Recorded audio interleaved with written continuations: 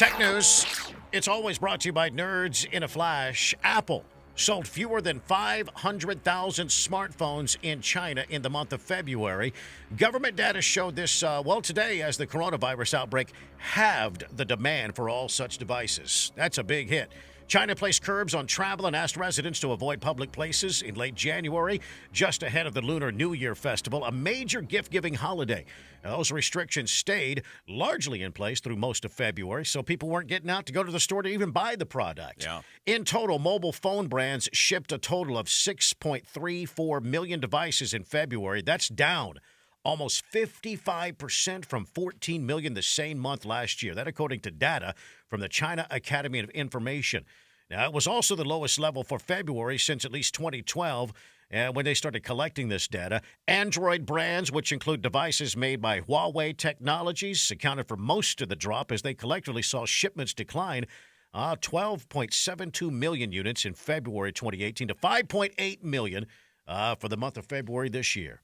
Shipments of Apple devices slumped 494,000 from 1.27 million in February.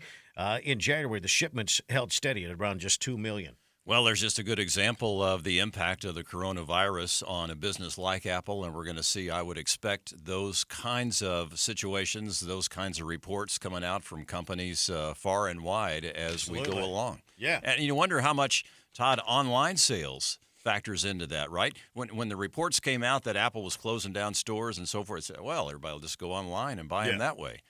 Obviously not. Yeah, I wonder, though, let's say you got, teenagers, they break their phones and drop them all the time. Yeah. I'm always telling my kids, hey, where's the case? You got to put a case on that phone. You need a case on that phone. You're going to drop it, you're going to break it, and I'm not going to pay for a new one.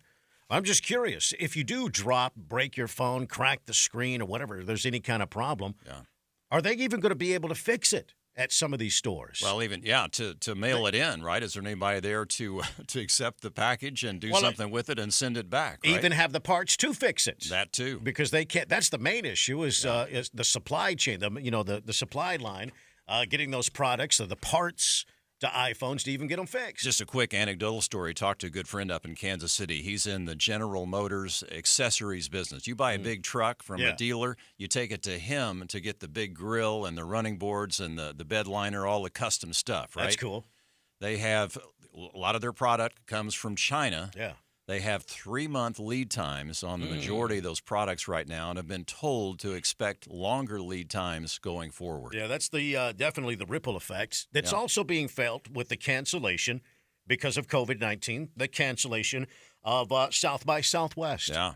Man, what a difference 24 hours made, because Thursday the city had a press conference saying we don't have a need to cancel this, no need to cancel it.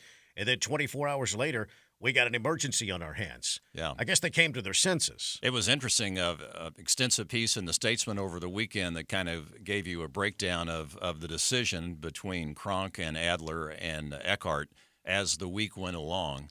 You got to figure this morning, Todd, as they're waking up and looking at the carnage on Wall Street and Italy closing down a quarter of the country and everything else, they're probably thinking, I think we made a pretty good call. We made a pretty good call at this point, is what I'm guessing. Well, a report commissioned by Southwest in 2019 said the economic impact of the festival was $360 million. It's a big amount. Yeah. But the cancellation of the event is a financial gut punch for owners and employees of downtown bars, restaurants, concert venues, many of whom come to rely on the influx of cash that South by Southwest produces. It's the biggest event of the year for them. Now, for instance, South by Southwest estimated $360 million impact includes about $200 million related to spending by attendees. That equates to about 4% of Travis County's $5 billion annual hospitality sector, condensed into an extremely short period. Now, Tamara Hoover, she's the co-owner of Cheer Up Charlie's. It's a bar on Red River Street in downtown Austin. She said South by Southwest provides the economic boost that we need to sustain ourselves throughout the entire year. Now, I don't know if that means they'll have to go out of business, if they just can't keep employees, or they have to, let some people go, or maybe make some other changes. Big cutbacks. Yeah, it's completely and utterly devastating and will be felt by every venue, every service worker. People who provide things like ice for the bars are going to take a hit. Now, Kristen Carson, president of the In Cahoots, it's a small event space and hotel in East 6th Street, estimated that the year-old business will lose about 10% of their annual revenue. That's quite a bit. in cahoots. They rented out an entire 14,000 square foot space for an event called Funded House. Sponsors who had booked all of the space and hotel rooms, they've already backed out, canceled the event. So that money's not coming in for them. Yeah, they say the entire place was bought out and now a totally empty venue. We're just wiped out. We're flabbergasted, is what they said. It's. Well, I'm not suggesting this is the only way to look at it, but if they want to try to take it could have been worse scenario. Let's say they would have had the event, some people came to town and left behind some coronavirus such that they had to quarantine the downtown area for some period of time. That would have been worse. It's just, you're making trade-offs there, but I'm just saying. Yeah, no, you're right. If somebody would have come along, they would have quarantined for weeks. You would have lost tons of revenue for weeks. I mean, look, they locked down